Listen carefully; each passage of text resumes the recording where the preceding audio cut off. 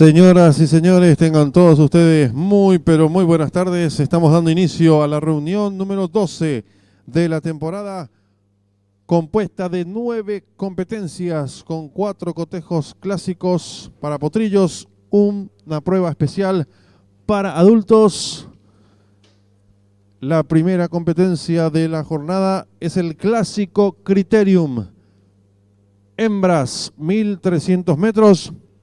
Ya están saliendo a la pista principal las competidoras de esta primera competencia. No corre la número 1, Invasora Campos, sí lo harán. La número 2, Doña Malu, Juan Ramírez, 55 kilos. La número 3, Four Way Legs, Juan Figueredo, 55 kilos. La número 4, Depois du Prazer, Alcides Coronel, 55 kilos. La número 5, Queen Flyer, Marco Mesa, 55 kilos. La número 6, Paraguayan Queen, César Mora, 55 kilos. La número 7, Destacada Joy, Juan Román, 55 kilos 800. Y la número 8, Queen of Estamina, Arnaldo Portillo, 55 kilos. En lo que respecta a las apuestas, en esta primera carrera arranca el Big 5, 10.000 el costo, pozo garantizado, 12 millones de guaraníes. 5 minutos y finalizan las apuestas.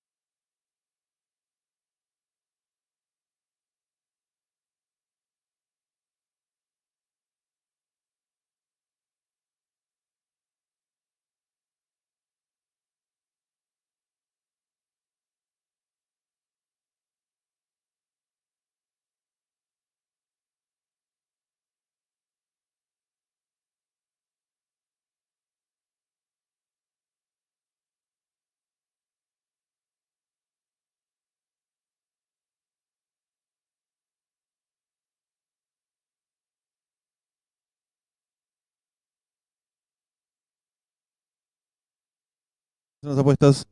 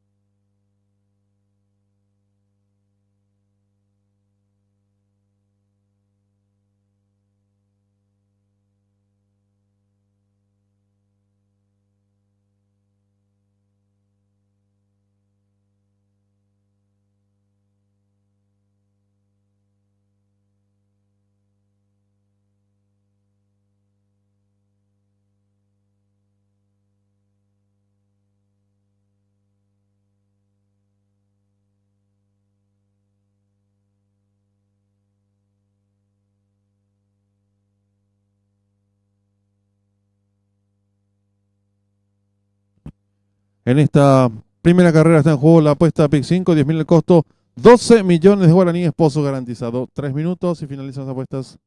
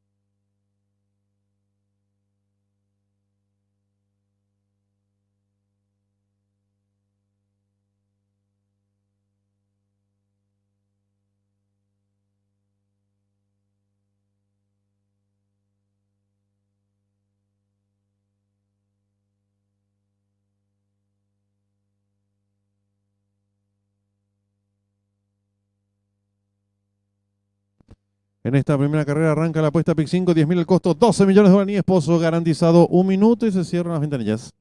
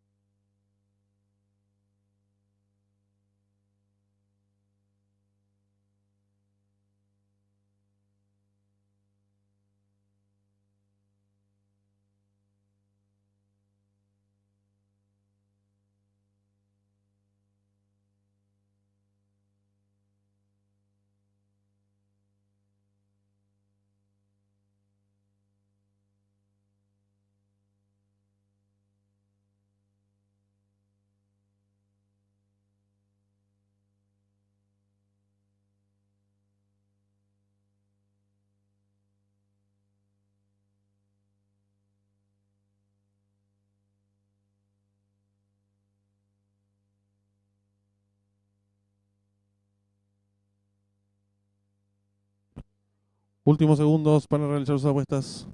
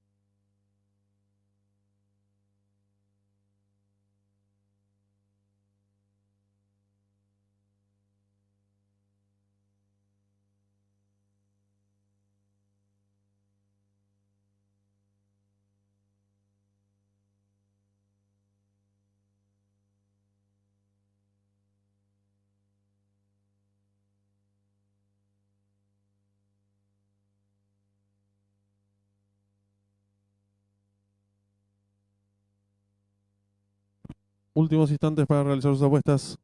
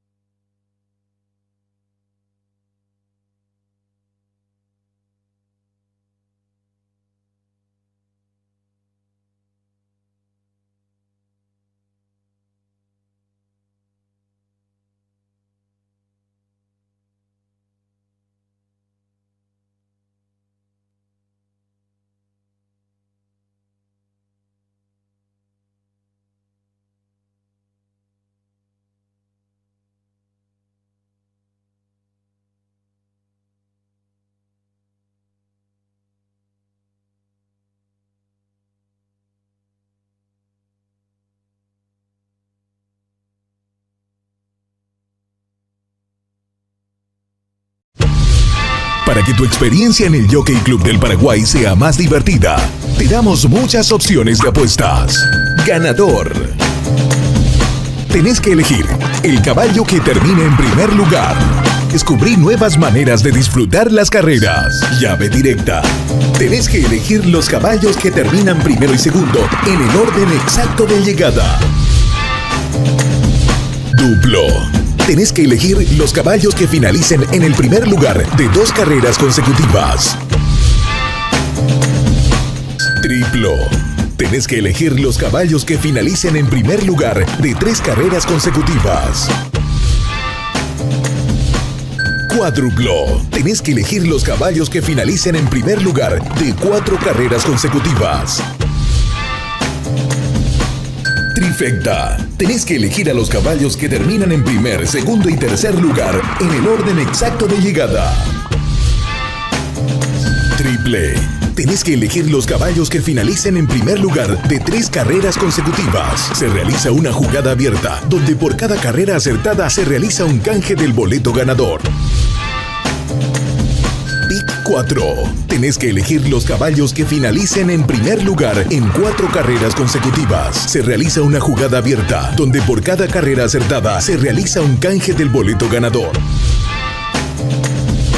Pick 6. Tenés que elegir los caballos que finalicen en el primer lugar de 6 carreras consecutivas. Se realiza una jugada cerrada de las 6 carreras. Si acertás las 6 carreras, se reparte el 80% del pozo acumulado. Y en caso de acertar 5 carreras de las 6 jugadas, se reparte el 20% del pozo acumulado. Vení al Jockey Club del Paraguay y descubrí nuevas maneras de disfrutar las carreras.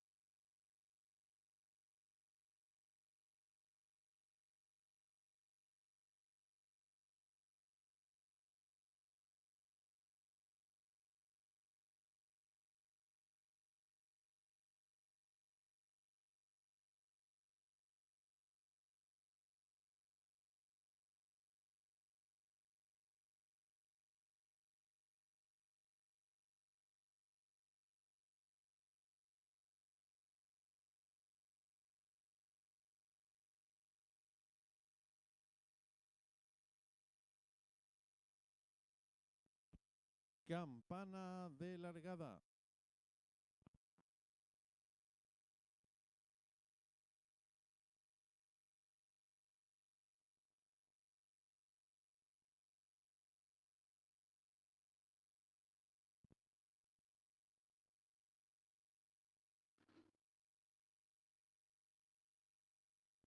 Largaron el clásico Criterium Hembras. Salen agrupadas, trata de enseñar el camino a la competidora número 6, Paraguayan Queen. Le toma cabeza de ventaja a la número 8, Queen of Stamina. En la tercera ubicación gana terreno por dentro rápidamente la número 3, Four Wild Legs. Cuarta viene accionando la participante número 4, Depois du Prazer. Descontado los primeros metros de la prueba con la número 3, Four Wild Legs. Medio cuerpo de ventaja sobre la número 6, Paraguayan Queen. Tercera se desempeña por fuera mejorando la número 8, Queen of Stamina. Cuarta se desempeña la número 4, Depois du Prazer. En la quinta ubicación a 3 cuerpos y medio lo viene haciendo la participante número 7, Destacada Joy. Las competidoras están en mitad de codo con la número 3, Four Way Legs. Cabeza de ventaja sobre la número 6, Paraguayan King, que va en su búsqueda. Tercera se desempeña la número 8, Queen of Stamina. En la cuarta ubicación expectante por dentro de la número 4, Depois du Prazer. Y las competidoras del clásico Criterium Hembras están en la recta final. Últimos 400 metros para el disco. Va a haber lucha delantera por el centro de la pista. La número 6, Paraguayan Queen. Le toma ahora 2 cuerpos de ventaja a la número 4. Después de Placer en la tercera ubicación por fuera, gana terreno rápidamente la número 7, Destacada Joy. Descuentan ya los últimos 200 metros para el disco, la número 6 para Paraguayan Queen. Pequeña ventaja sobre la número 7, Destacada Joy, que insiste por fuera. Tercera lo viene haciendo la número 3. Descuentan ya los últimos 100 metros para el disco. Hay lucha delantera por el centro de la pista, la número 7, Destacada Joy. Pequeña ventaja sobre la número 6, que se resiste. Últimos 50 metros de carrera, domina por fuera Destacada Joy y Juan Román. 3 cuerpos de ventaja sobre el 6, tercero el 3. Hey, cruzaron el disco.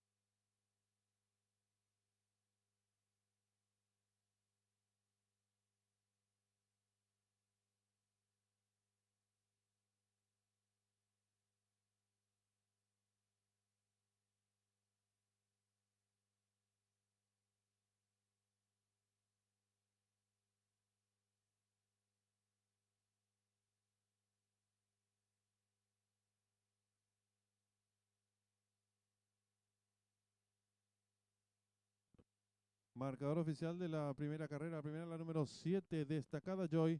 Segunda la número 6, Paraguayan Queen. Tercera la número 3, Four White Legs. Cuarta la número 4, Después du Placer. Quinta la número 2, Doña Malu. Sexta la número 8, Queen of Estamina. Tiempo empleado por la ganadora, minuto 25 segundos 31 centésimas, ganada por 3 cuerpos y 3 cuartos. De la segunda a la tercera, 2 cuerpos.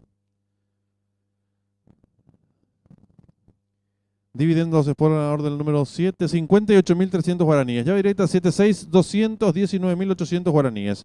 Trifecta 7-6-3, 160.000 guaraníes. Pick 5 en su primer pase lo aceptaron 244 boletos, su valor 61.500 guaraníes. En los monitores el desarrollo de la primera carrera.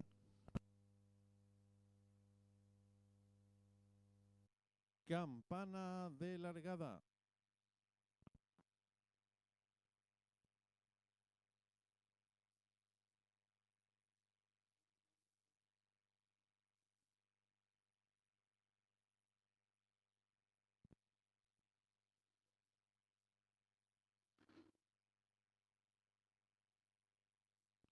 Largaron el clásico Criterium Hembras.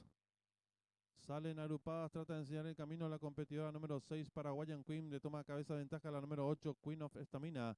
En la tercera ubicación gana terreno por dentro rápidamente la número 3, Four White Legs. Cuarta viene accionando la participante número 4, Después du Placer. Descontado los primeros metros de la prueba con la número 3, Four White Legs. Medio cuerpo de ventaja sobre la número 6, Paraguayan Queen.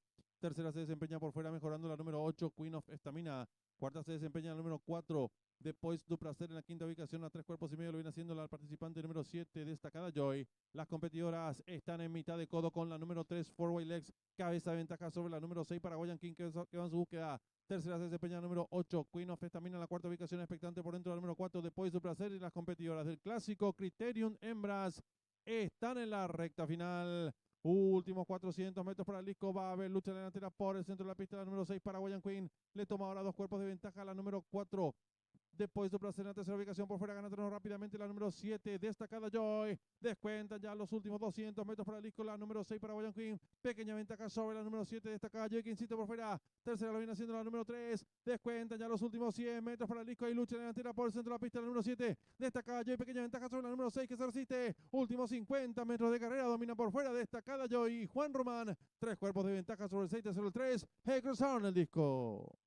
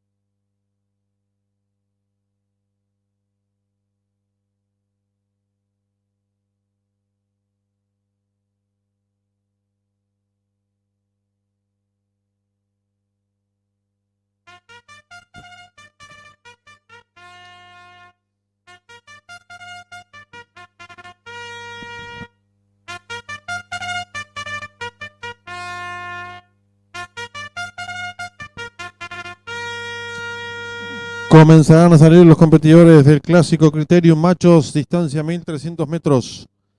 El 2, el Libertador, Claudinei Farías, 55 kilos 600. El 3, Justin Méndez, Marco Mesa, 55 kilos 200. El 4, Wea, Juan Figueredo, 55 kilos. El 5, Rapay Leonardo Jiménez, 55 kilos.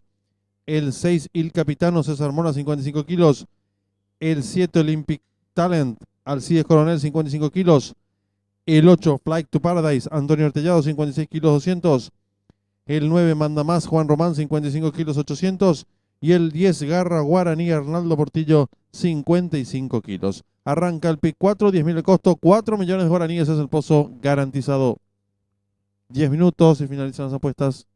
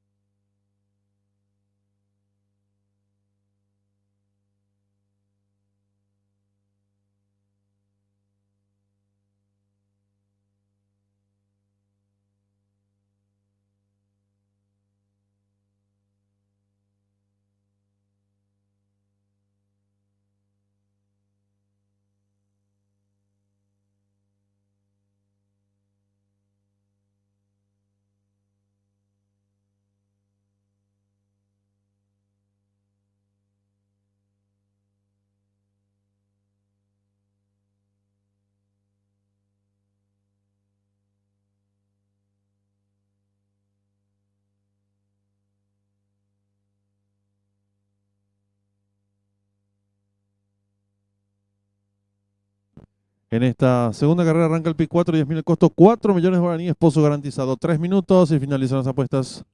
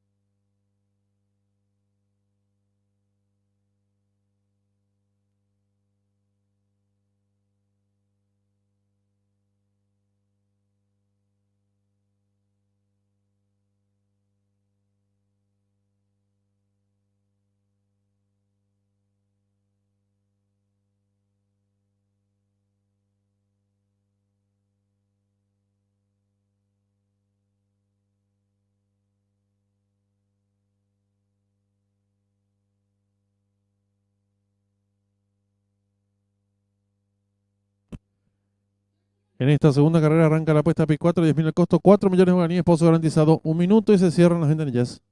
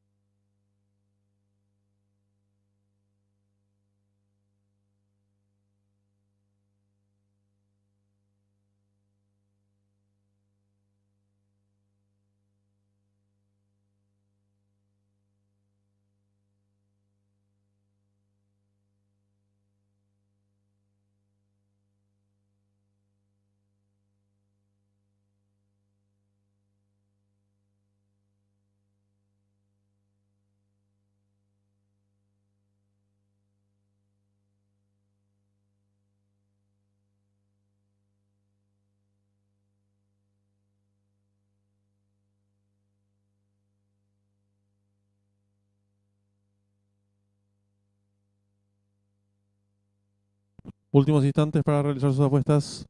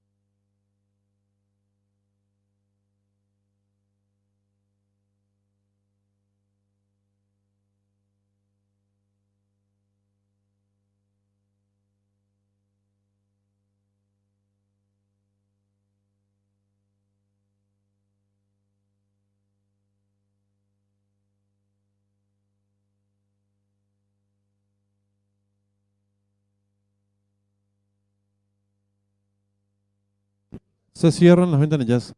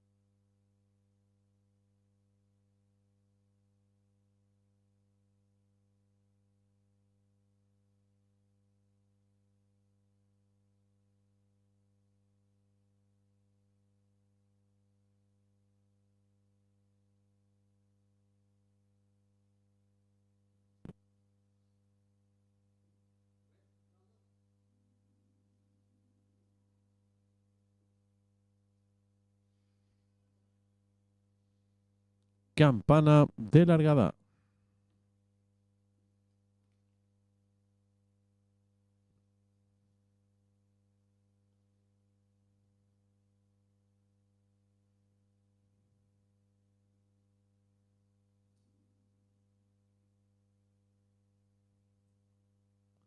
Largaron el clásico Criterium para machos.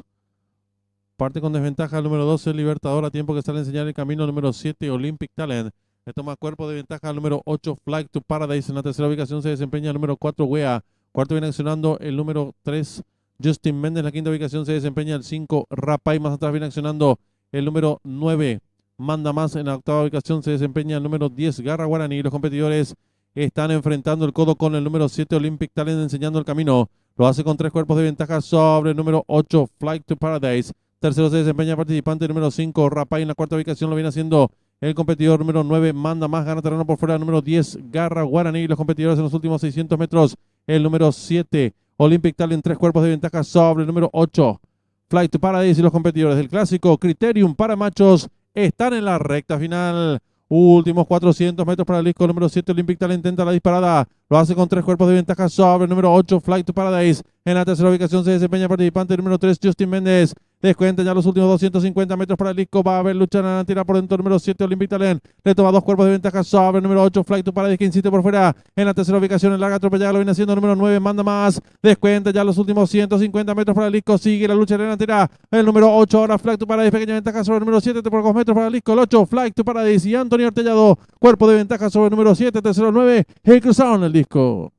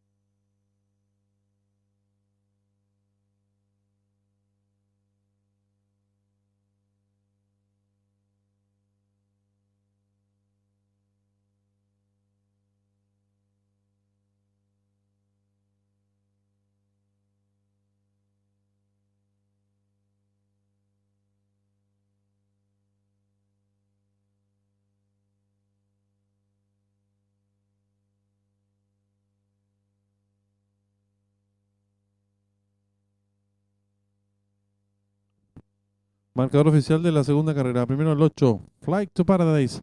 Segundo el 7, Olympic Talent. Tercero el 9, Manda Más. Cuarto el número 3, Justin Méndez. Quinto el 12, Libertador. Sexto el 6, Il Capitano.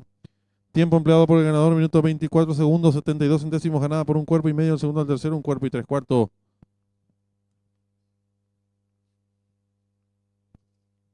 Dividendos es por ganador del número 8, 97.800 guaraníes. Llave directa 87, 1.813.000 guaraníes. Trifecta 879, un solo acierto, 998.200 guaraníes. Duplo 78, 2 aciertos, 889.000 guaraníes. Primer pase de la apuesta PIC 4, lo aceptaron 30 boletos, valor de enganche 196.900 guaraníes. Segundo pase del PIC 5, lo aceptaron 6 boletos, su valor 2.500.000 guaraníes. En los monitores del desarrollo de la segunda carrera.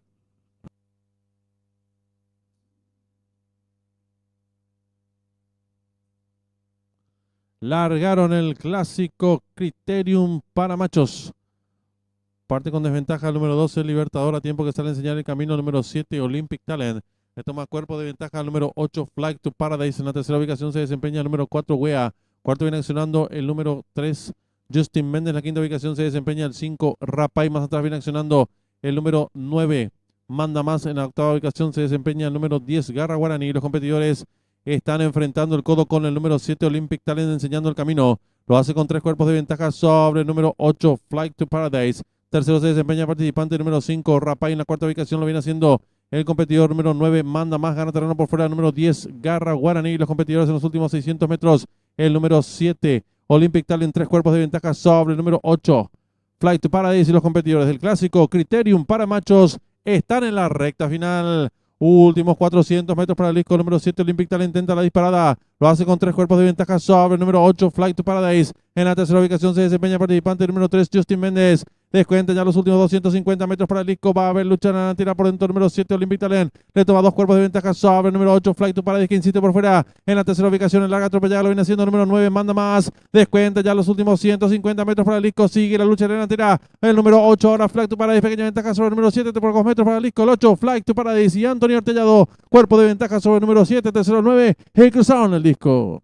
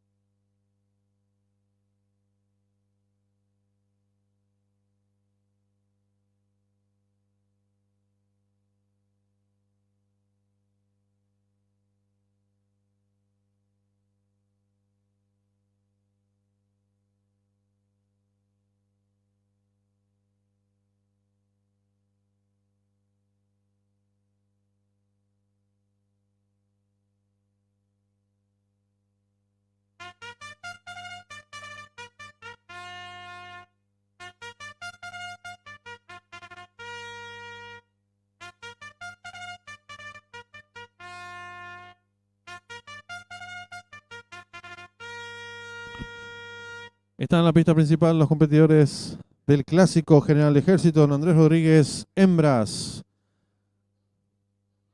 La número 2 es Luz de Nicanor, César Mora, 55 kilos. La número 3, Sayagó, Marco Mesa, 55 kilos. La número 4, Alta Gama, Artonio Tellado, 56 kilos.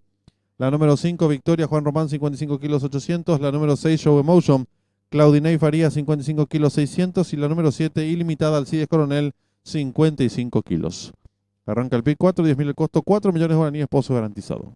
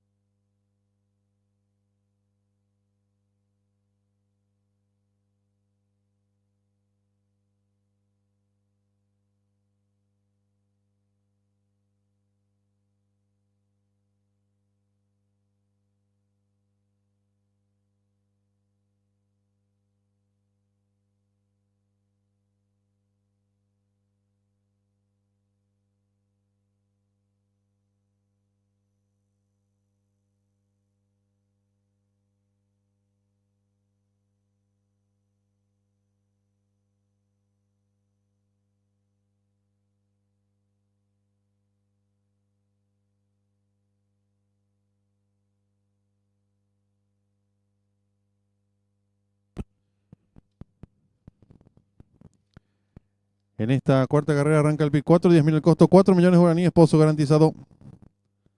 3 minutos y finalizan las apuestas.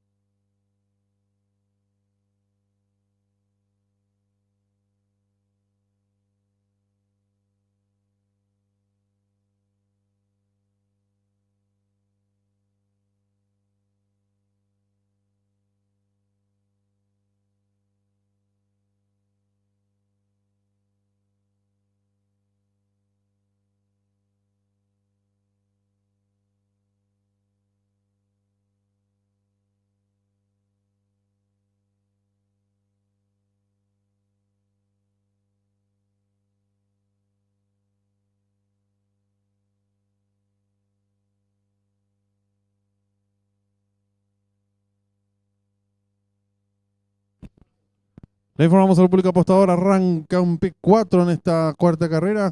10.000 el costo, 4 millones de guaraníes, pozo garantizado.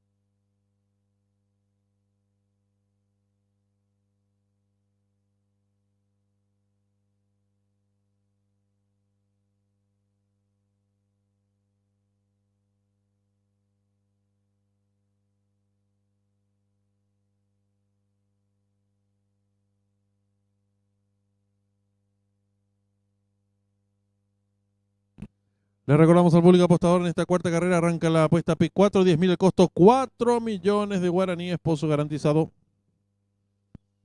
1 minuto y se cierran las ventanillas.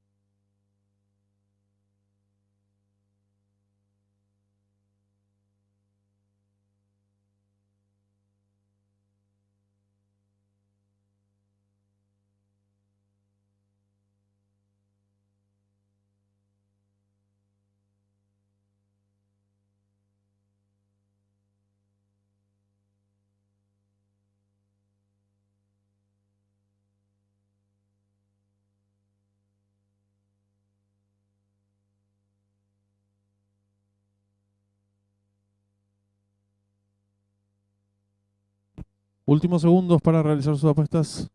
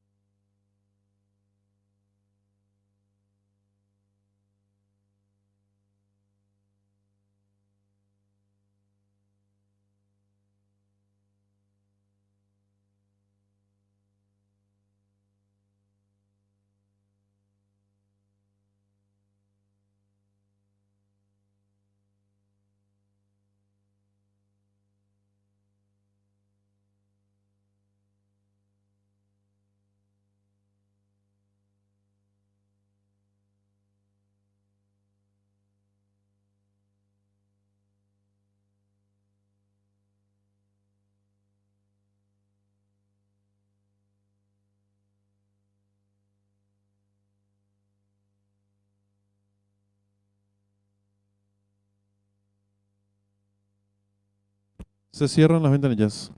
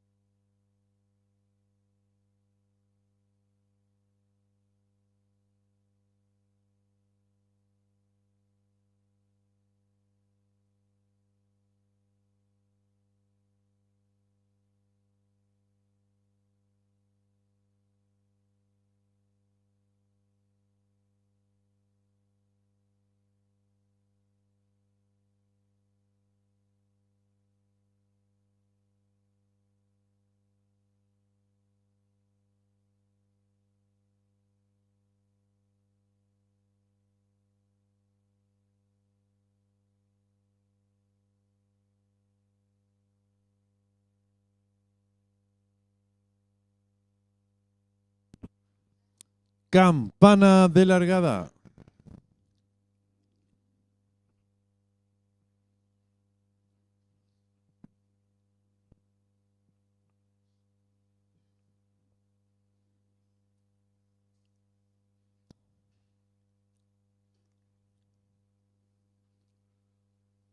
Largaron el clásico General de Ejército don Andrés Rodríguez para hembras. Parte con desventaja la número 7, ilimitada, tiempo que sale a enseñar el camino. La participante número 4, Alta Gama, pequeña ventaja sobre la número 6, Show Emotion. Entre ambas se desempeña la número 5, Victoria. En la cuarta ubicación se desempeña expectante la número 3, Sayago. Más atrás el 2, Luz de Nicanor. Se la marcha el 7, ilimitada. Las competidoras están enfrentando el codo con la número 6, Show Emotion, enseñando el camino. Lo hace con 2 cuerpos de ventaja sobre la número 5, Victoria. Tercera, medio cuerpo, se desempeña la número 4, Alta Gama. En la cuarta ubicación expectante la número 3, Sayago. Gana terreno al fondo la número 7, ilimitada. Se la marcha la número 2, Luz de Nicanor. Las competidoras en los últimos 550 metros, la número 6, Show Emotion, medio cuerpo de ventaja sobre la número 5, Victoria. Y las competidoras del clásico General de Ejército don Andrés Rodríguez están en la recta final. Últimos 400 metros para el disco, la número 6, Show Emotion, intenta la disparada. Lo hace con pequeña ventaja sobre la número 5, Victoria. En la tercera ubicación se desempeña la competidora número 4, Alta Gama. Descuenta ya los últimos 200 metros para el disco. Sigue la lucha en la delantera por el centro de la pista la número 5, Victoria. Pequeña ventaja sobre la número 6, Show Emotion. Gana terreno al fondo la número 4, Alta Gama. Descuenta ya los últimos 100 metros para el disco. La número 5, Victoria. Arrigo de látigo, cuerpo de ventaja sobre 6, pocos metros para el disco. 5, Victoria. Y Juan Román, cuerpo de ventaja sobre la número 6, Show Emotion. Cruzaron el disco.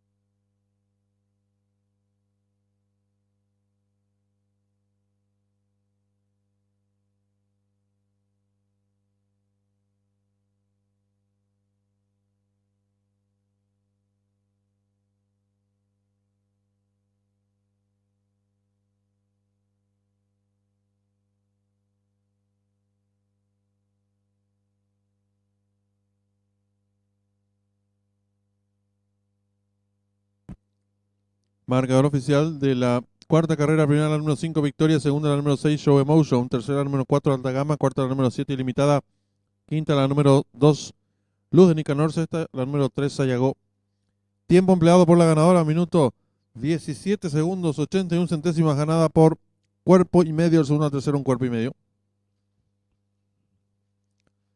Dividiéndose por ganador de la número 5 Victoria, 16.900 guaraníes. Yavireta 5-4, 45.400 guaraníes. Trifecta 5-4-7, 24.200 guaraníes. Duplo 5-5, 14 aciertos, 54.000 guaraníes. Primer pase de la apuesta PIC 4, aceptaron 247 boletos, su valor 20.200 guaraníes. Segunda triple, aceptaron 24 boletos, valor de enganche 78.100 guaraníes.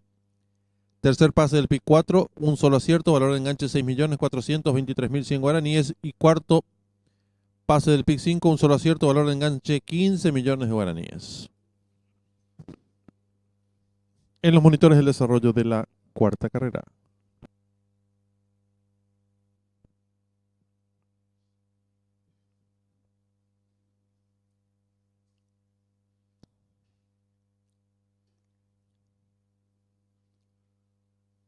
Largaron el clásico General de Ejército don Andrés Rodríguez para hembras. Parte con desventaja la número 7 Ilimitada, tiempo que sale a enseñar el camino la participante número 4 Alta Gama, pequeña ventaja sobre la número 6 Show Emotion. Entre ambas se desempeña la número 5 Victoria, en la cuarta ubicación se desempeña expectante la número 3 Sayago, más atrás el 2 Luz de Nicanor, se la marcha el 7 Ilimitada. Las competidoras están enfrentando el codo con la número 6 Show Emotion, enseñando el camino. Lo hace con dos cuerpos de ventaja sobre la número 5 Victoria. Tercera, medio cuerpo se desempeña la número 4 Alta Gama, en la cuarta ubicación expectante la número 3 Sayago. Gana terreno al fondo la número 7 Ilimitada, se la marcha la número 2 Luz de Nicanor. Las competidoras en los últimos 550 metros, la número 6 Show Emotion, medio cuerpo de ventaja sobre la número 5 Victoria. Y las competidoras del clásico General de Ejército don Andrés Rodríguez están en la recta final. Últimos 400 metros para el disco, la número 6 Show Emotion intenta la disparada, lo hace con pequeña ventaja sobre la número 5 Victoria. En la tercera ubicación se desempeña la competidora número 4 Alta Gama. Descuenta ya los últimos 200 metros para el disco. Sigue la lucha en la delantera por el centro de la pista la número 5 Victoria. Pequeña ventaja sobre la número 6 Show Emotion. Gana terreno al fondo la número 4 Alta Gama. Descuenta ya los últimos 100 metros para el disco. La número 5 Victoria. Arrigo de látigo, cuerpo de ventaja sobre el 6. Pocos metros para el disco. El 5 Victoria. Y Juan Román, cuerpo de ventaja sobre la número 6 Show Emotion. Cruzaron el disco.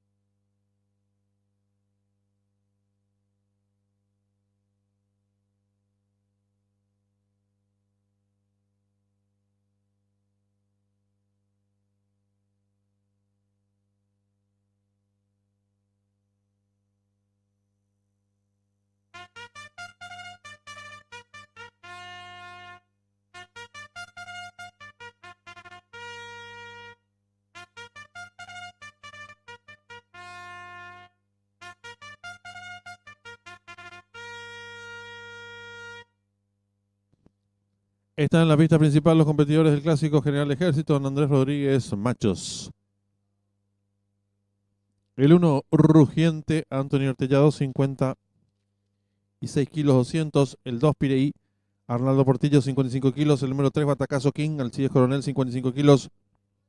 El 4 Golden Dream, Juan Román, 55 kilos 800. El 5 Big Mac, Claudinei Farías, 55 600. Y el 6 Magic King, César Mora, 55 kilos.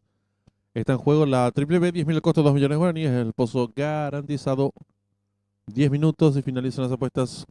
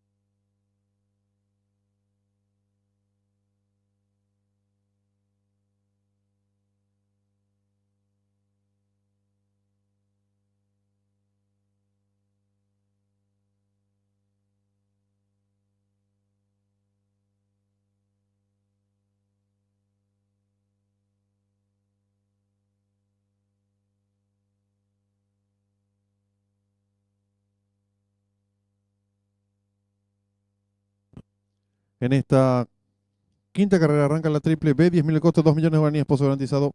5 minutos y se cierran las ventanillas.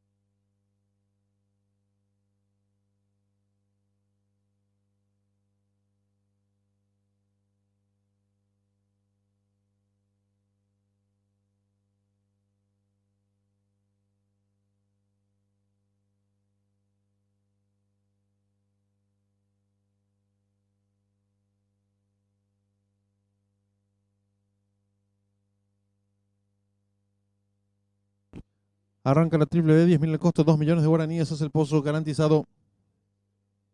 3 minutos y se cierran las ventanillas.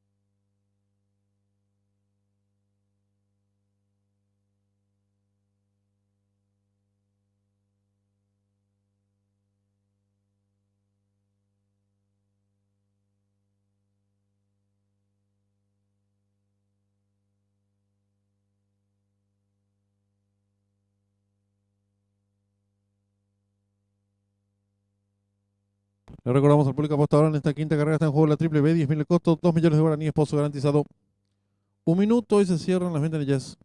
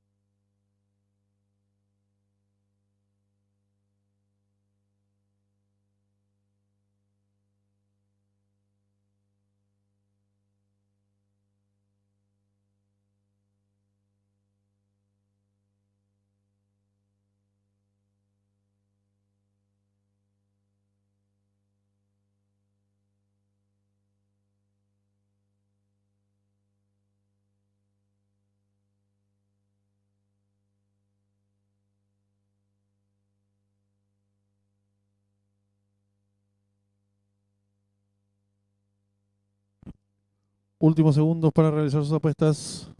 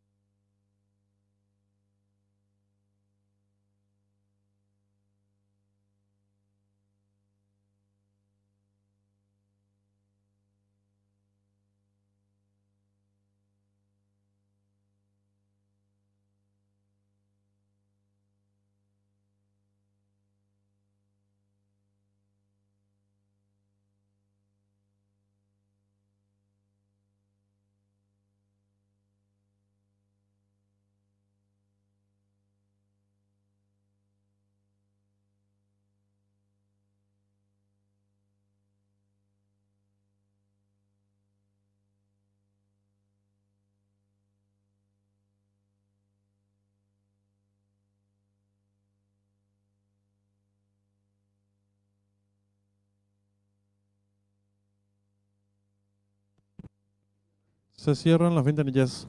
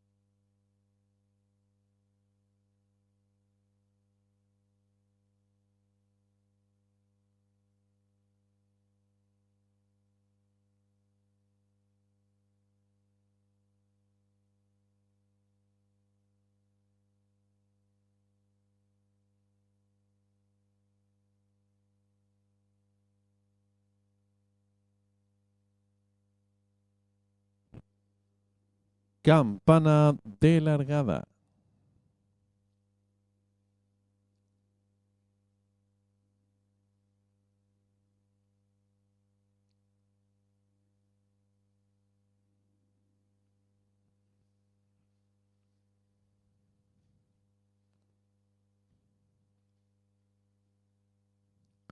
Largaron el clásico general de ejército, don Andrés Rodríguez para machos. Sale a enseñar el camino al participante número 6, Magic King. Le toma cuerpo y medio de ventaja al número 5, Big Mac. Tercero se desempeña el 4, Golden Dream.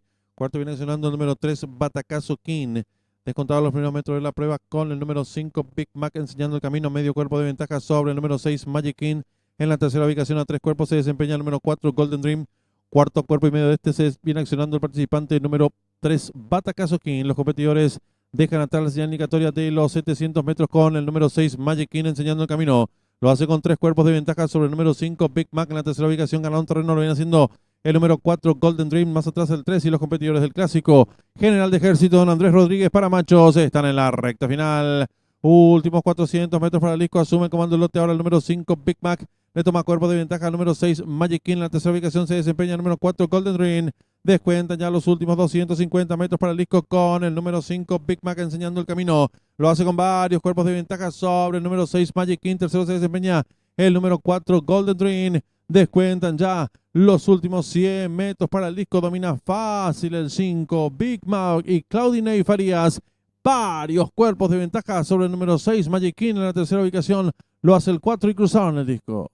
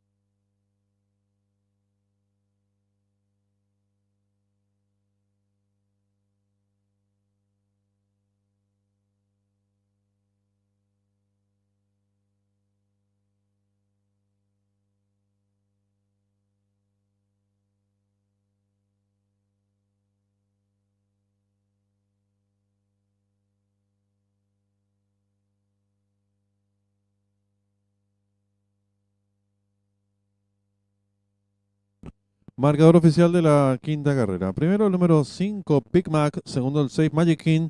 Tercero el 4, Golden Dream. Cuarto el 1, Rugiente. Quinto el 3, Batacazo King. Sexto el 2, Pirei. Tiempo empleado por el ganador, 1 minuto 16 segundos, 49 centésimos, ganada por varios cuerpos. Del segundo al tercero, varios cuerpos. Dividiéndose por ganador del 5, 12.400 guaraníes. Llave directa 5-6, 44.400 guaraníes. Trifecta 5-6-4, 66.700 guaraníes. Duplo 5-5, 34 aciertos, 29.400 guaraníes. La primera triple la han acertado, 135 boletos, su valor 18.500 guaraníes. Segunda triple, segundo pase de la apuesta Pick 4, acertaron 165 boletos, su valor 31.100 guaraníes. Tercera triple, 17 aciertos, 95.400 guaraníes. Pick 4 que finalizaba un solo acierto, 5.138.500 guaraníes. Pick 5 que finalizaba un solo acierto, 12 millones de guaraníes. En los monitores, el desarrollo de la quinta carrera.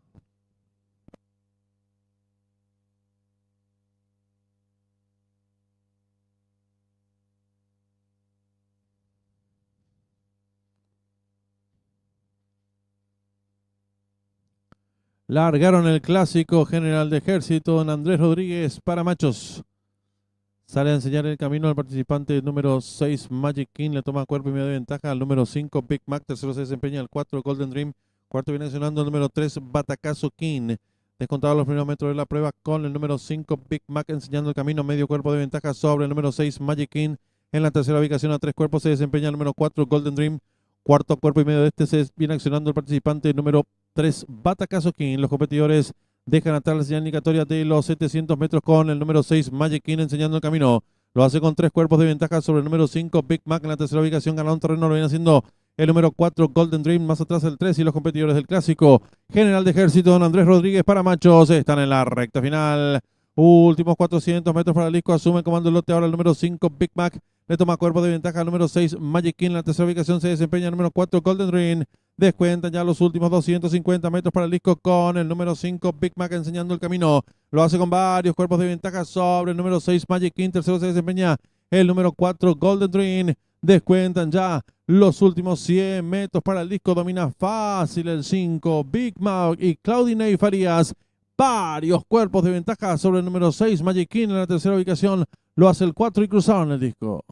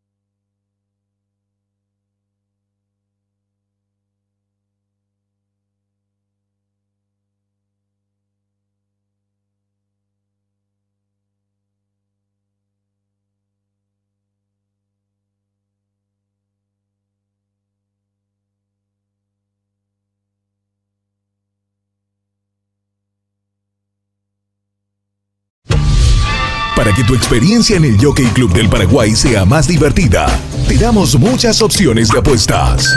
Ganador. Tenés que elegir el caballo que termine en primer lugar. Descubrí nuevas maneras de disfrutar las carreras. Llave directa. Tenés que elegir los caballos que terminan primero y segundo en el orden exacto de llegada. Duplo. Tenés que elegir los caballos que finalicen en el primer lugar de 2 carreras consecutivas. Triplo. Tenés que elegir los caballos que finalicen en primer lugar de 3 carreras consecutivas. Cuádruplo. Tenés que elegir los caballos que finalicen en primer lugar de 4 carreras consecutivas. trifecta. Tenés que elegir a los caballos que terminan en primer, segundo y tercer lugar en el orden exacto de llegada. Triple. Tenés que elegir los caballos que finalicen en primer lugar de 3 carreras consecutivas. Se realiza una jugada abierta, donde por cada carrera acertada se realiza un canje del boleto ganador. Pick 4. Tenés que elegir los caballos que finalicen en primer lugar en 4 carreras consecutivas. Se realiza una jugada abierta, donde por cada carrera acertada se realiza un canje del boleto ganador. Pick 6. Tenés que elegir los caballos que finalicen en el primer lugar de 6 carreras consecutivas. Se realiza una jugada cerrada de las 6 carreras. Si acertás las 6 carreras, se reparte el 80% del pozo acumulado. Y en caso de acertar 5 carreras de las 6 jugadas, se reparte el 20% del pozo acumulado. Vení al Jockey Club del Paraguay y descubrí nuevas maneras de disfrutar las carreras.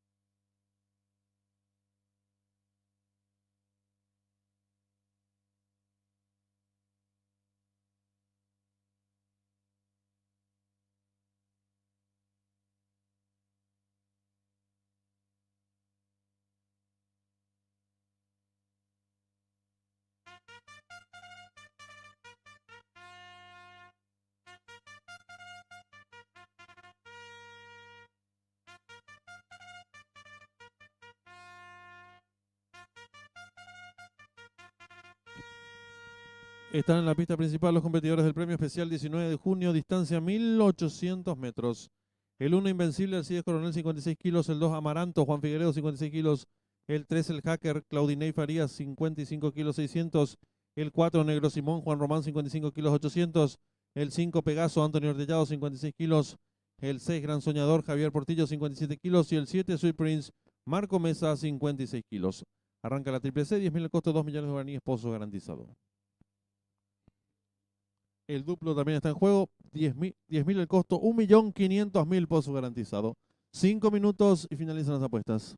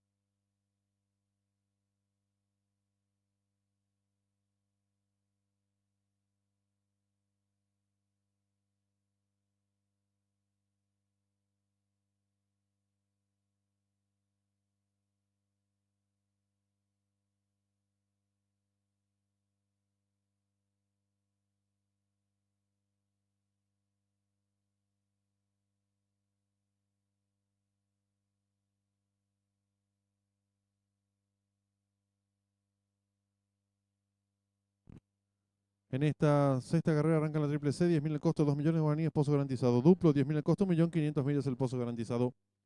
3 minutos y se cierran las ventanillas.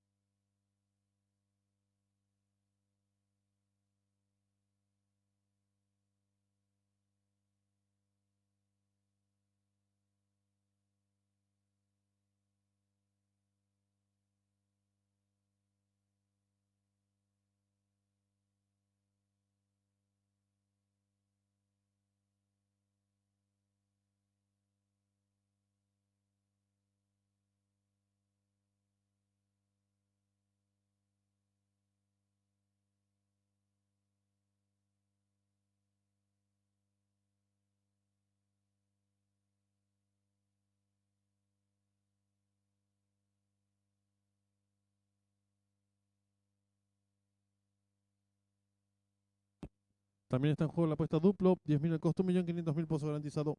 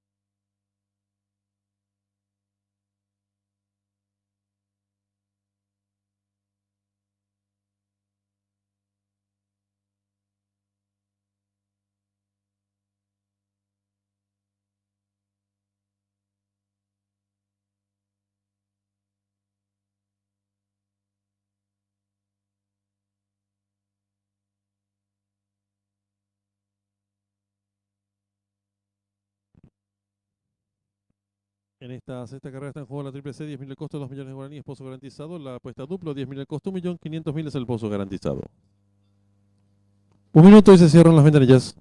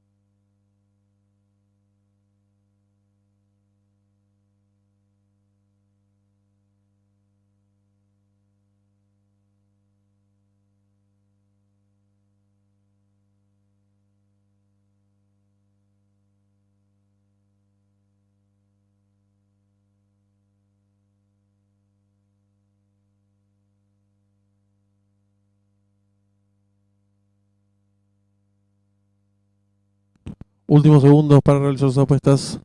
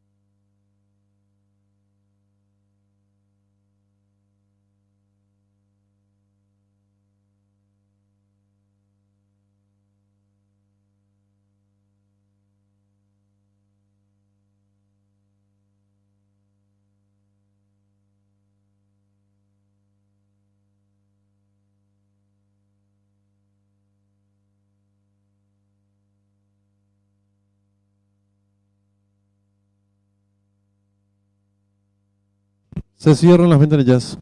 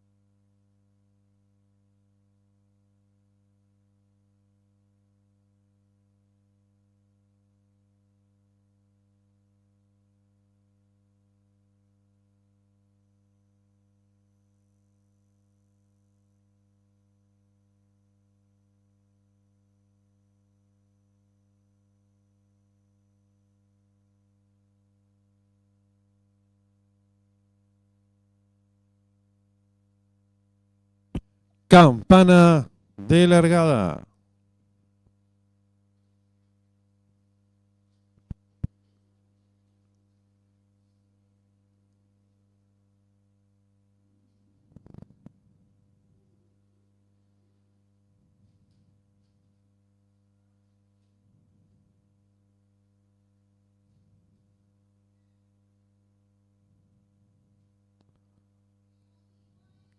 ¿Todo listo? Largaron el premio especial 19 de junio.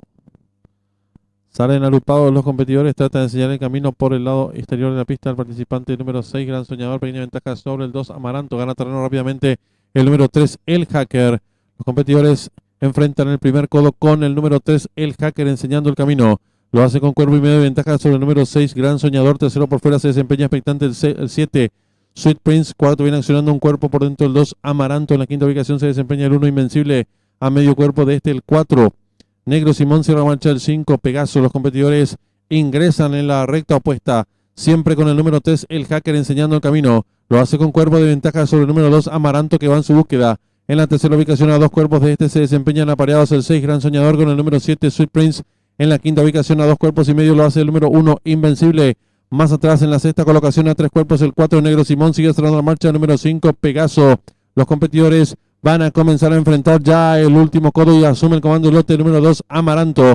Le toma ahora cuerpo y medio de ventaja al número 7, Sweet Prince. Por dentro se desempeña el número 3, El Hacker. Entre ambos el 6, Gran Soñador. Los competidores van a dejar atrás la señal indicatoria de los 700 metros. El número 2, Amaranto. Cuerpo y medio de ventaja sobre el número 7, Sweet Prince, que va en su búsqueda. Tercero se desempeña el número 3, El Hacker. En la cuarta ubicación el 6, Gran Soñador. En la quinta colocación se desempeña a 6 cuerpos el número 4, Negro Simón. Y los participantes del premio especial 19 de junio están en la recta final. El número 2, Amaranto, intenta la disparada. Lo hace con 2 cuerpos de ventaja sobre el número 7, Supreme, que va en su búsqueda. En la tercera ubicación se desempeña por dentro participante número 4, Negro Simón. Descuenta ya los últimos 250 metros para el disco. El número 2, Amaranto, a rigor de látigo, tira cuerpo de ventaja sobre el número 7, Supreme, que va resueltamente en su búsqueda. En la tercera ubicación lo viene haciendo el 4.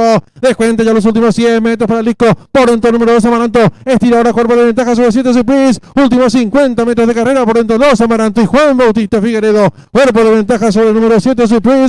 Cruzando el disco.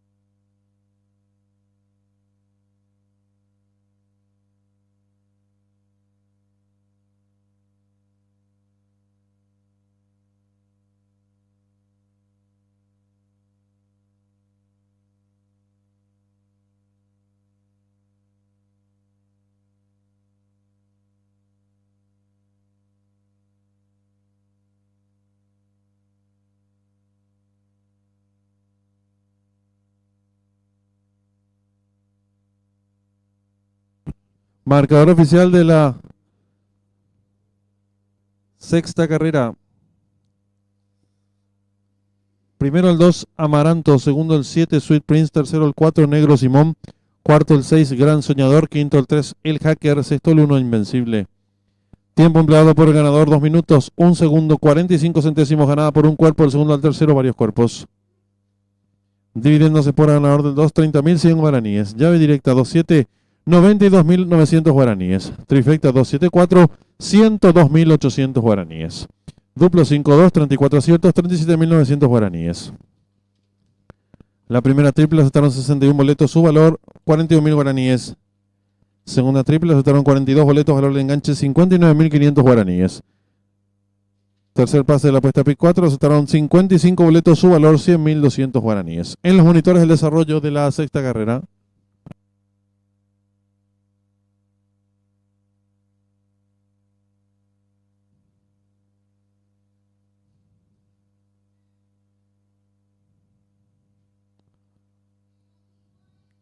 ¿Todo listo? Largaron el premio especial 19 de junio. Salen agrupados los competidores, trata de enseñar el camino por el lado exterior de la pista al participante número 6, Gran Soñador, pequeña ventaja sobre el 2, Amaranto, gana terreno rápidamente el número 3, El Hacker. Los competidores enfrentan el primer codo con el número 3, El Hacker, enseñando el camino. Lo hace con cuerpo y medio de ventaja sobre el número 6, Gran Soñador, tercero por fuera se desempeña expectante el 7, Sweet Prince, cuarto viene accionando un cuerpo por dentro el 2, Amaranto, en la quinta ubicación se desempeña el 1, Invencible, a medio cuerpo de este el 4, Negro Simón, cierra marcha el 5, Pegaso. Los competidores ingresan en la recta opuesta, siempre con el número 3, El Hacker, enseñando el camino. Lo hace con cuerpo de ventaja sobre el número 2, Amaranto, que va en su búsqueda. En la tercera ubicación, a 2 cuerpos de este se desempeñan apareados el 6, Gran Soñador, con el número 7, Sweet Prince. En la quinta ubicación, a 2 cuerpos y medio, lo hace el número 1, Invencible. Más atrás, en la sexta colocación, a 3 cuerpos, el 4, Negro Simón, sigue cerrando la marcha el número 5, Pegaso. Los competidores van a comenzar a enfrentar ya el último codo y asume el comando el lote número 2, Amaranto. Le toma ahora cuerpo y medio de ventaja al número 7, Sweet Prince. Por dentro se desempeña el número 3, El Hacker. Entre ambos el 6, Gran Soñador. Los competidores van a dejar atrás la señal indicatoria de los 700 metros. El número 2, Amaranto. Cuerpo y medio de ventaja sobre el número 7, Sweet Prince, que va en su búsqueda. Tercero se desempeña el número 3, El Hacker. En la cuarta ubicación el 6, Gran Soñador. En la quinta colocación se desempeña a 6 cuerpos el número 4, Negro Simón. Y los participantes del premio especial 19 de junio están en la recta final. El número 2, Amaranto, intenta la disparada. Lo hace con 2 cuerpos de ventaja sobre el número 7, Sweet Prince, que va en su búsqueda. En la tercera ubicación se desempeña por dentro participante número 4, Negro Simón. Descuenta ya los últimos 250 metros para el disco. El número 2, Amaranto, arriba del látigo, tira cuerpo de ventaja sobre el número 7, Sweet Prince, que va resueltamente en su búsqueda. En la tercera ubicación lo viene haciendo el 4. Descuenta ya los últimos 100 metros para el disco. Por dentro el número 2, Amaranto. Estira ahora cuerpo de ventaja sobre 7, Sweet Prince. Últimos 50 metros de carrera. Por dentro 2, Amaranto y Juan Bautista Figueredo. Cuerpo de ventaja sobre el número 7, Sweet Prince. Cruzaron el disco.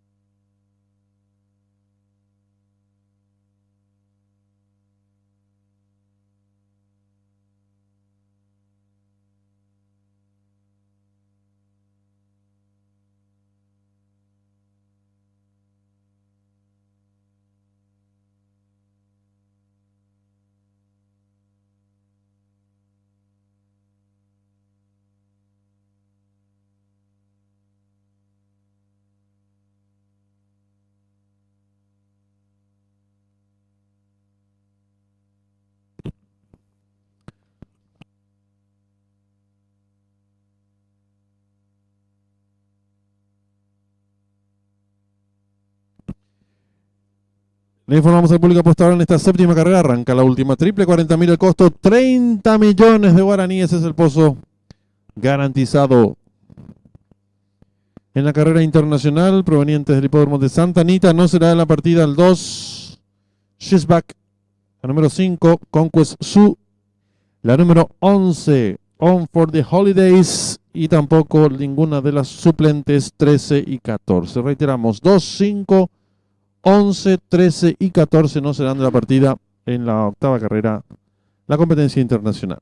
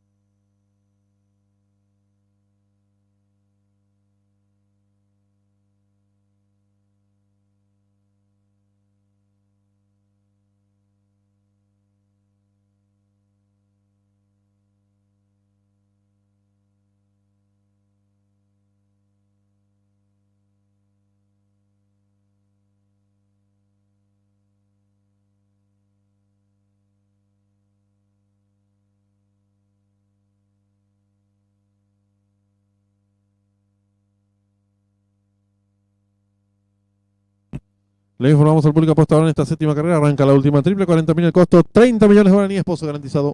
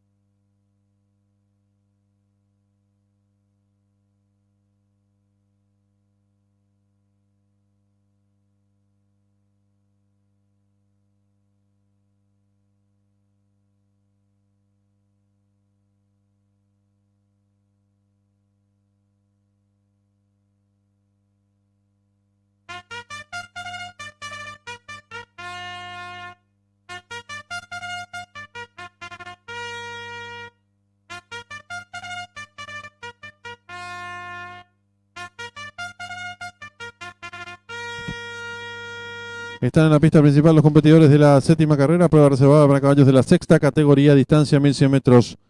El 1 paisano Juan Román, 55 kilos 800. El 2 Calvin Harris, Aldo Sanabria, 55 kilos 800.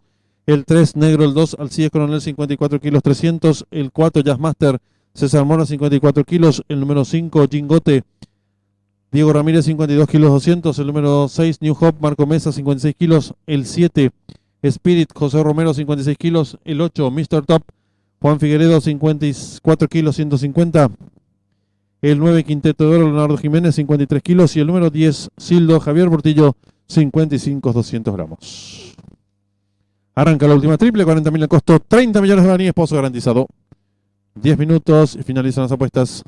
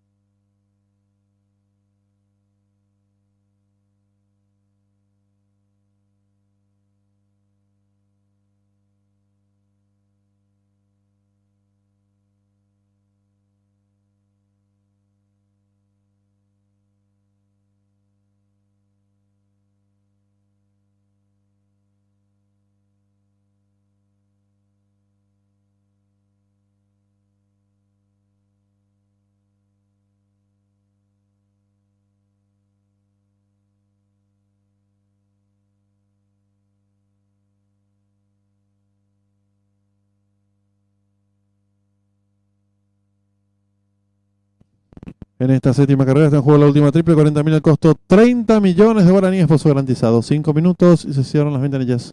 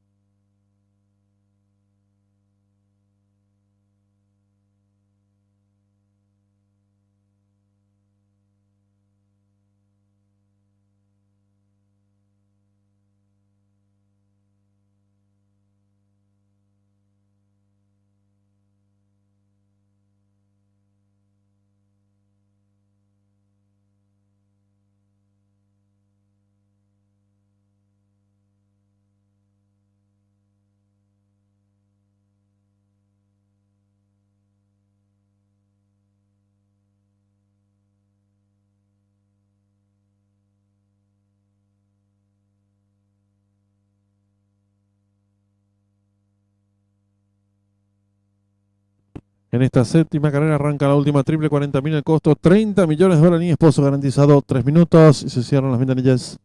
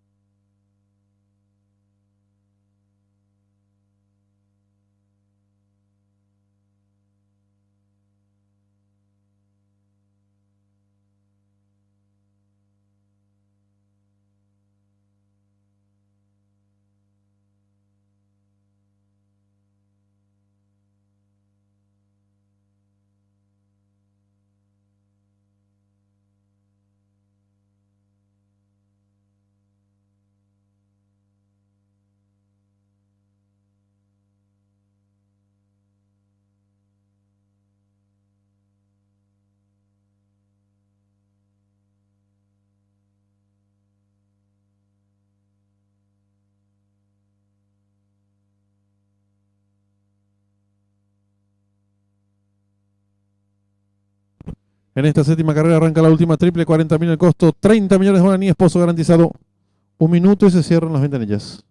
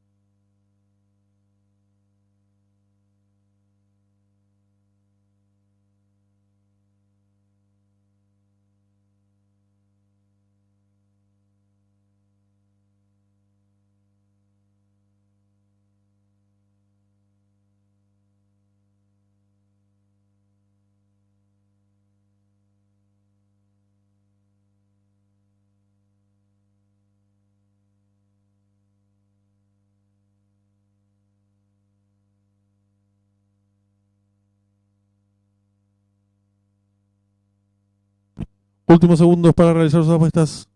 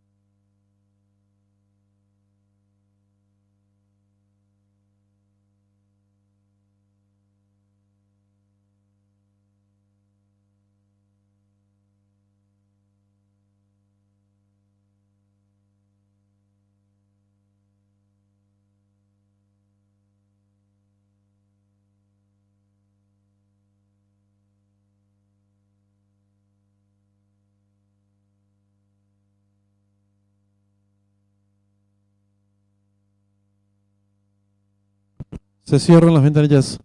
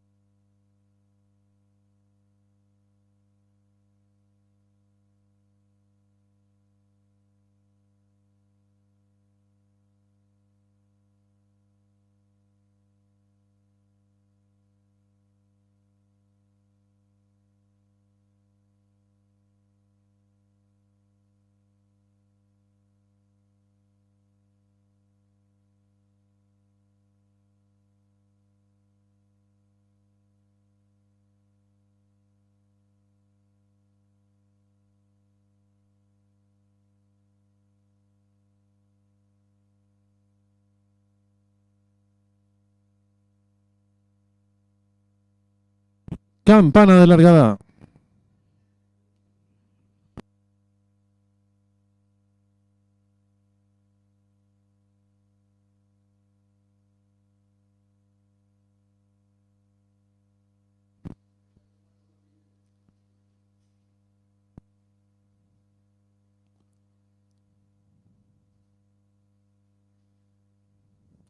Largaron.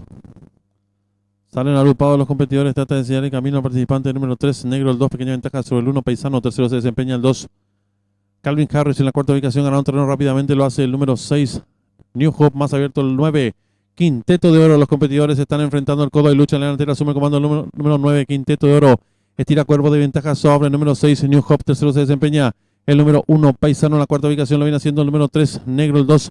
Más abierto se desempeña el número 10. Sildo en la sexta ubicación. Viene accionando el número 7. Spirit. Más atrás se lo viene haciendo el 5. Gingotti. Los competidores de la séptima carrera se aprestan a hacer el ingreso a la recta final. Lo están haciendo en estos instantes con el número 9, Quinteto de Oro, enseñando el camino. Lo hace con cuerpo de ventaja sobre el número 1, Paisano. En la tercera ubicación se desempeña participante el número 3, Negro el 2. Descuenta ya los últimos 250 metros para el disco. El número 9, Quinteto de Oro. Arrigo del látigo, tira cuerpo de ventaja sobre el número 3, Negro el 2, que va en su búsqueda. Abierto, gana terreno participante el número 10, Sildo. Descuenta ya los últimos 200 metros para el disco. Asume el comando el lote número 3, Negro el 2. Pequeña ventaja sobre el 9. Abierto en la atropellada. Lo hace el 10, Sildo. Descuenta ya los últimos 50 metros de carrera. Domina el número 3, Negro el 2. Estira 3 cuerpos de ventaja sobre el participante número 4, Jazzmaster. Y cruzaron el disco.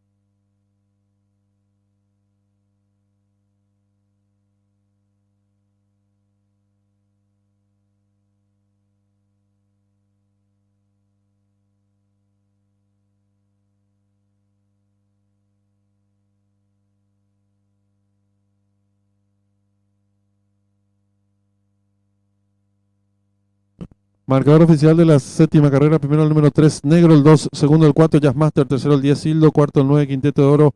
Quinto el 6, New Hope. Sexto el 1, Paisano. Tiempo empleado por el ganador, minuto 11 segundos, 53 centésimas, ganada por 3 cuerpos del segundo al tercero el Pescuezo. Dividiéndose por el ganador del 3, 20.600 guaraníes. Llave directa 3-4, un solo acierto, 1.610.000 guaraníes. Trifecta 3-4-10, un solo acierto, 1.274.000 guaraníes. Duplo 2-3, 6 aciertos, 302.200 guaraníes. La primera triple aceptaron 146 boletos, su valor 256.800 guaraníes. Segunda triple aceptaron 11 boletos, valor de enganche 227.300 guaraníes. La triple que finalizaba con 7 aciertos, 291.100 guaraníes, y el pick 4 que culminaba con 6 aciertos, 793.200 guaraníes. En los monitores del desarrollo de la séptima carrera.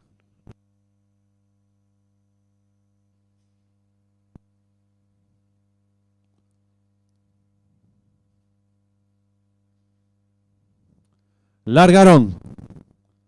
Salen agrupados los competidores. Trata de enseñar el camino al participante número 3, Negro el 2, pequeña ventaja sobre el 1, Paisano. Tercero se desempeña el 2, Calvin Harris. En la cuarta ubicación ganaron terreno rápidamente. Lo hace el número 6, New Hope. Más abierto el 9, Quinteto de Oro. Los competidores están enfrentando el codo y lucha en la delantera. Asume el comando el número 9, Quinteto de Oro. Estira cuerpo de ventaja sobre el número 6, New Hope. Tercero se desempeña el número 1, Paisano. En la cuarta ubicación lo viene haciendo el número 3, Negro el 2. Más abierto se desempeña el número 10, Sildo. En la sexta ubicación viene accionando el número 7, Spirit. Más atrás se lo viene haciendo el 5, Gingotti. Y los competidores de la séptima carrera se aprestan a hacer el ingreso a la recta final. Lo están haciendo en estos instantes con el número 9, Quinteto de Oro, enseñando el camino. Lo hace con cuerpo de ventaja sobre el número 1, Paisano. En la tercera ubicación se desempeña el participante número 3, Negro el 2. Descuenta ya los últimos 250 metros para el disco. El número 9, Quinteto de Oro. Arrigo el látigo, tira cuerpo de ventaja sobre el número 3, Negro el 2, que va en su búsqueda. Abierto, gana terreno participante número 10, Sildo. Descuenta ya los últimos 200 metros para el disco. Asume el comando lote número 3, Negro el 2, pequeña ventaja sobre el 9. Abierto en la atropellada, lo hace el 10, Sildo. Descuenta ya los últimos 50 metros de carrera. Domina el número 3, Negro el 2. Estira 3 cuerpos de ventaja sobre el participante número 4, Jazzmaster. Y cruzaron el disco.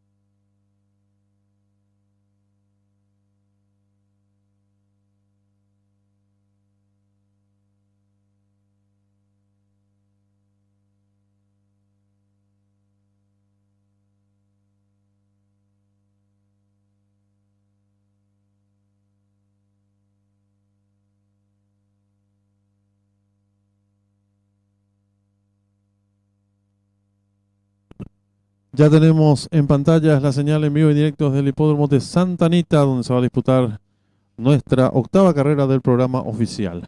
No corren 2, 5, 11, 13 y 14. Competencia sobre 1100 metros pista de arena. Favorito momentáneamente el 1, That's Bad Bunny. Seguido en las apuestas por el número 7, Lively Girl. Tercer jugado se muestra la competidora número 9, Shady Stripes.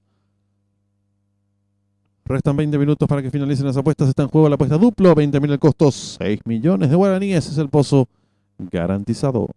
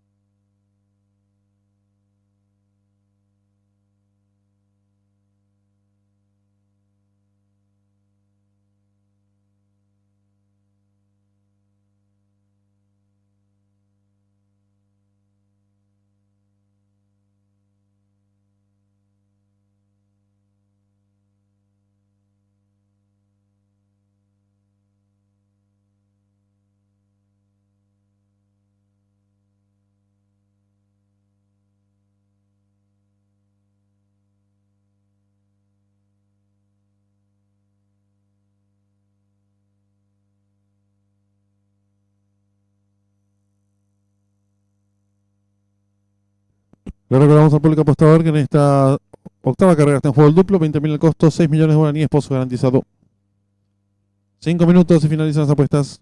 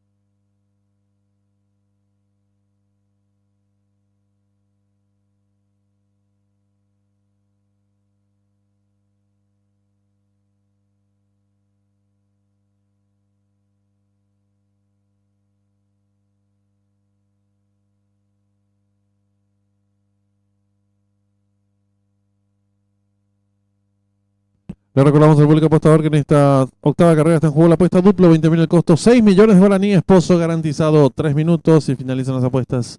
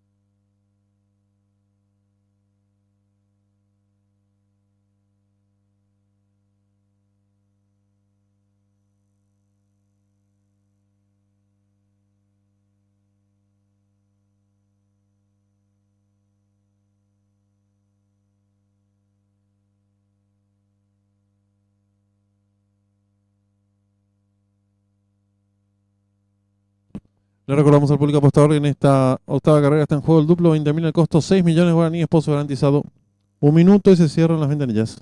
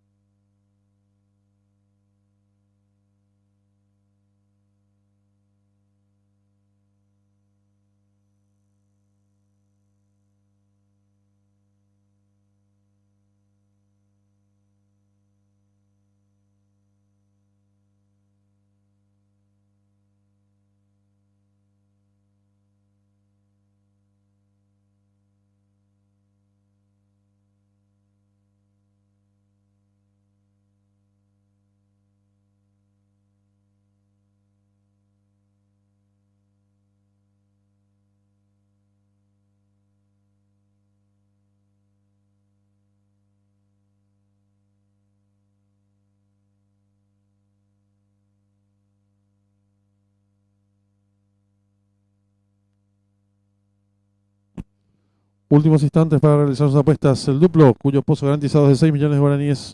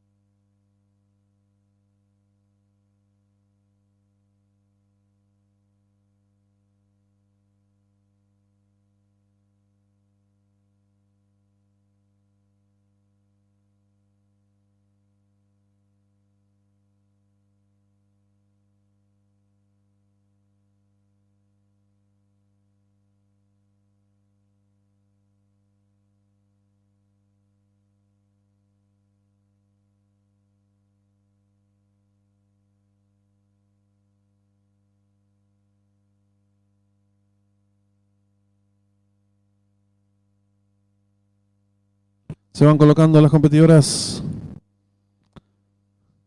de nuestra octava carrera, 1100 metros la distancia. Gateras llenas. Y largaron. Salen muy juntas las competidoras, tratan de el camino por dentro. La favorita, la número 1, That's Bad Bunny.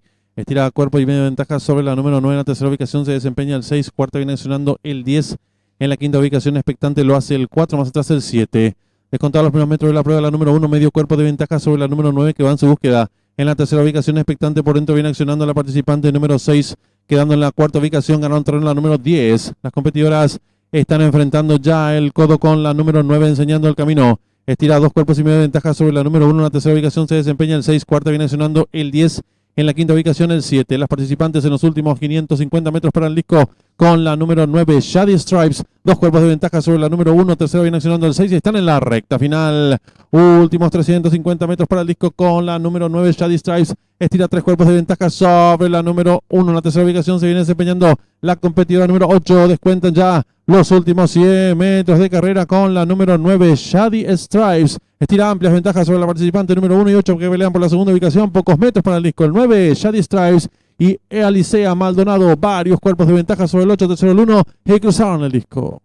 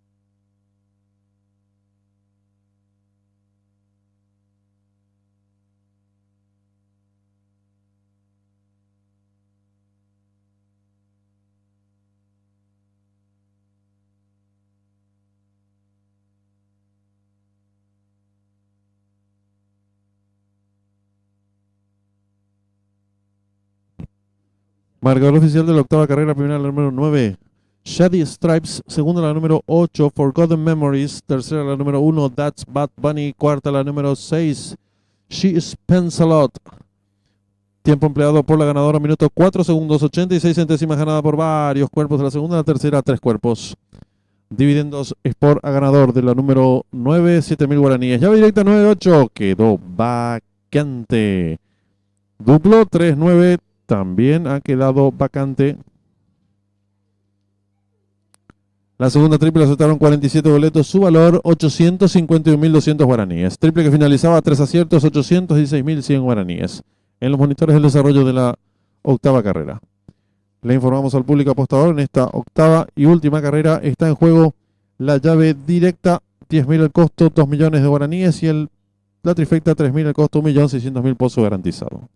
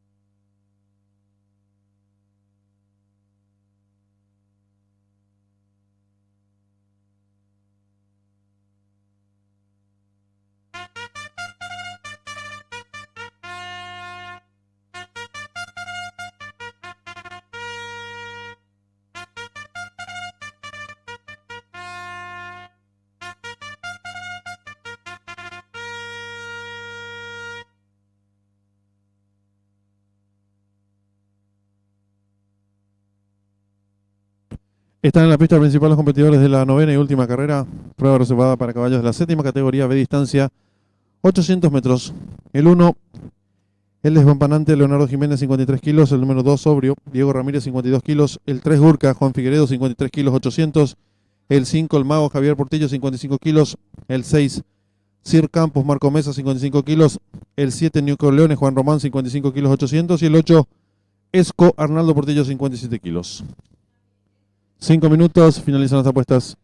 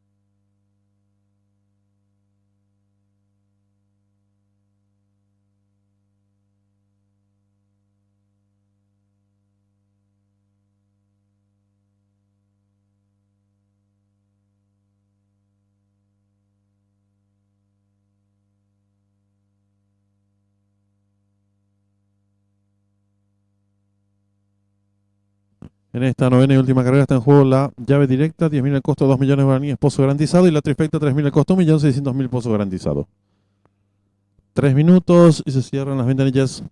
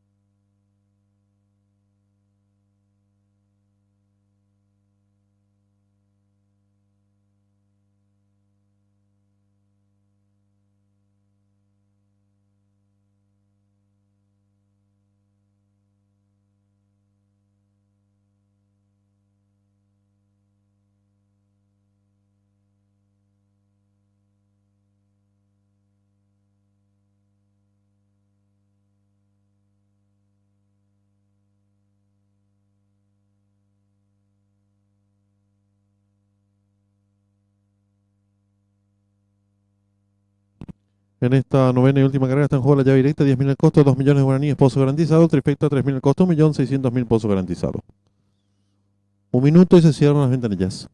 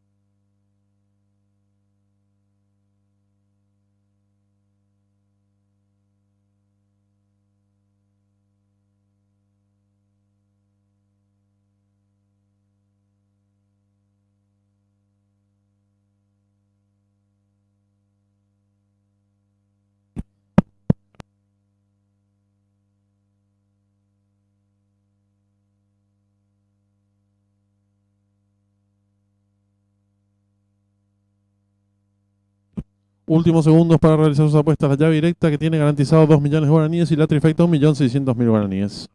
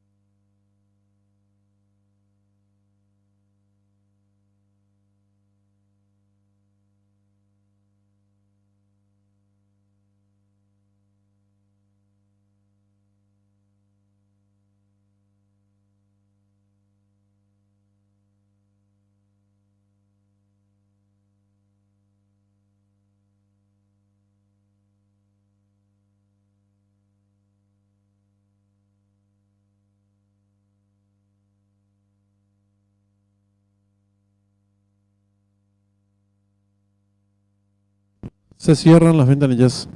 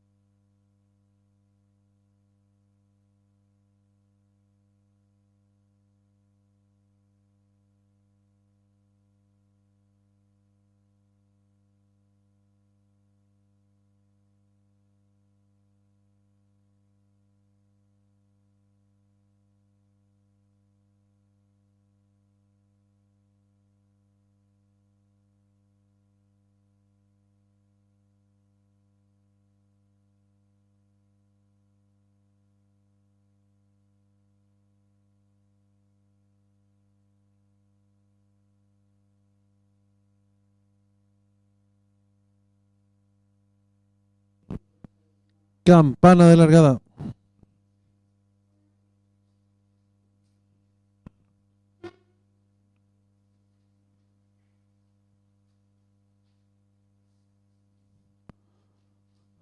Largaron. Sale muy juntos, trata de enseñar el camino al participante número 2, Sobrio, pequeña ventaja sobre el participante número 8, Esco. Entre ambos se desempeña el número 5, el Mago. En contra el primer metro de la prueba, número 6, Sir Campos, ahora toma pescuezo, ventaja el número 5, el Mago. Tercero se desempeña el número 2, Sobrio. Cuarto viene accionando el 7, New Corleone. Los competidores, la novena y última carrera, se aprestan a hacer el ingreso a la recta final. Últimos 400 metros para el disco, con el número 6, Sir Campos, enseñando el camino. Lo hace con 2 cuerpos de medio de ventaja sobre el número 5, el Mago. En la tercera ubicación se desempeña el competidor número 7, New Corleone. Descuenta ya los últimos 250 metros para el disco número 6, Sir Campos. A rigor de látigos tira 2 cuerpos y medio de ventaja sobre el participante número 5, el Mago. Tercero se desempeña el número 3, Burka. Descuenta ya los últimos 100 metros para el disco. Domina fácil el número 6, Sir Campos. Estira amplias ventajas sobre 3 pocos metros para el disco. El 6, Sir Campos. Y Mar comienza amplias ventajas sobre el número 3, tercero 5. Y cruzaron el disco.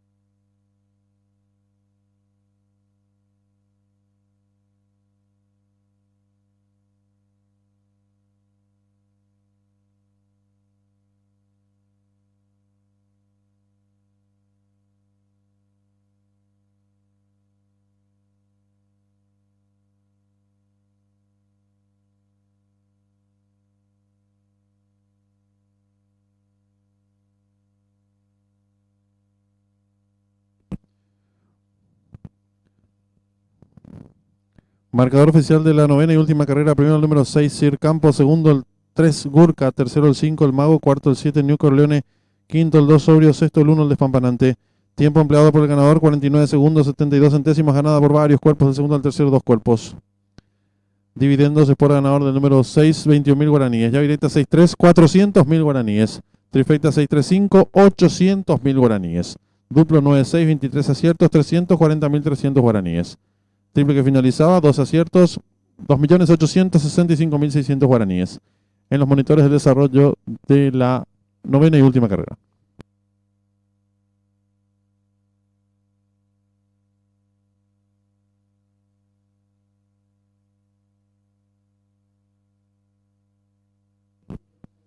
Campana de largada.